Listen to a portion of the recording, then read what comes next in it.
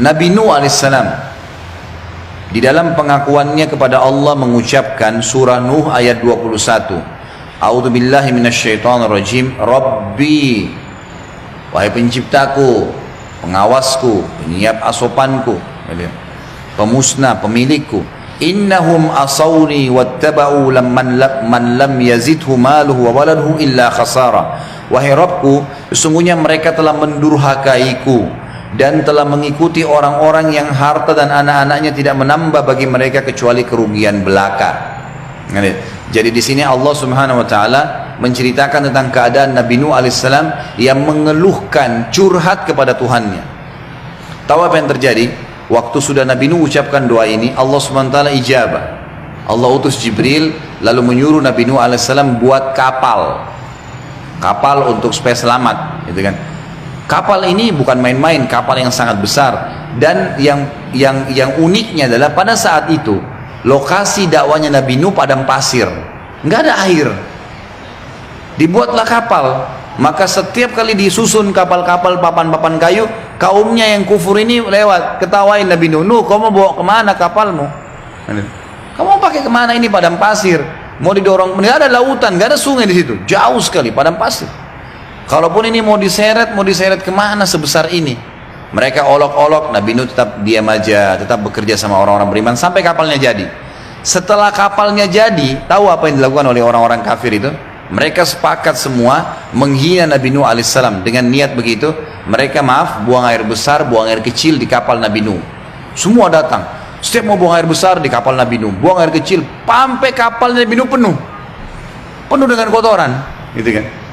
Apa yang terjadi? Lihat, kalau sudah campur tangan ilah, Tuhan lain, semua manusia bisa mengatur tipu daya, bisa memanipulasi data, bisa mendolimi orang lain, bisa menunjukkan kesombongan, tapi tetap ujungnya akan ada campur ilah. Nggak ada orang sombong akhirnya nggak dihukum sama Allah, nggak ada. Nggak ada orang yang mengambil haknya orang lain kecuali Allah juga kasih dia balasan terhadap buatannya. Makan harta haram, Allah kasih penyakit yang berat, gitu kan? Yang dia akan bayar lebih berat daripada apa yang sudah dia curi. Allah Subhanahu wa taala pada saat itu memberikan penyakit kulit yang subhanallah hanya kena orang-orang kafir saja. Orang beriman nggak kena. Penyakit kulit mereka itu keluar bisul-bisul yang ngeluarin nanah, ngeluarin darah. Orang beriman nggak kena, cuma orang-orang kafir saja. Semua satu negeri itu kena. Allah biarkan mereka ikhtiar, mereka berobat, mereka ke dukun, macam-macam mereka lakukan, tidak bisa sembuh. Dan ini bayi pun baru lahir langsung kena penyakit itu, semua. Tapi orang beriman enggak.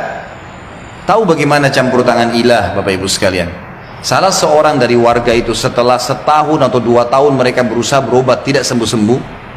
Satu orang pergi, mereka masih buang air besar, buang air kecil di kapal Nabi Nuh nih. Ada satu orang datang ke kapal Nabi Nuh, pada saat buang air besar kepleset jatuh di kotoran mereka sendiri.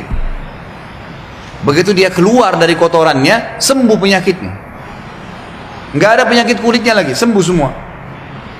Waktu dia pulang kulitnya bersih. Dia pulang, kaumnya bilang, kau berobat di mana? Saya nggak kemana-mana, tadi kepleset di kotoran kita.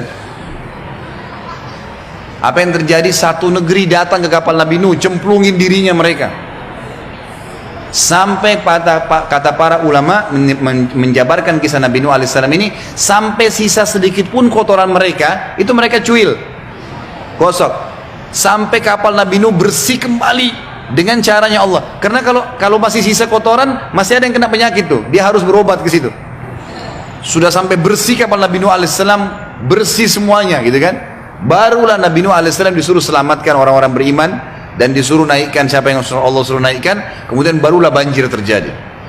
Perhatikan campur tangan ilah, ketuhanan ini lain. Hati-hati, jangan mengundang murkahnya Allah. Kalau Allah sudah turun hukumannya itu berat. Makanya Allah kadang-kadang sebelum datang hukumannya memberikan dulu tadarruj, tahapannya dulu. Sebelum tsunami ada banjir kecil, sebelum gempa besar ada gempa kecil, sebelum dikenain penyakit berat sering dikasih penyakit tuh tiap bulan, penyakit ini supaya sadar nih, tetap aja dalam masalahnya, sekalian dikasih penyakit yang berat sama Allah, nggak bisa sembuh sekalian, gitu kan? Seperti itu. Jadi harusnya faham ya masalah ini. Nabi Nuh alaihissalam yakin dengan Allah, lalu dia berdoa, ya Allah, ini orang-orang ini 950 tahun saya dakwain nggak mau beriman, anak-anaknya semua nggak mau, ya Allah. Allah ijabah, buat kapal dan seterusnya seperti kita tadi saya sampaikan. Tapi saksi bahasan Nabi Nuh menggunakan kalimat Robbi.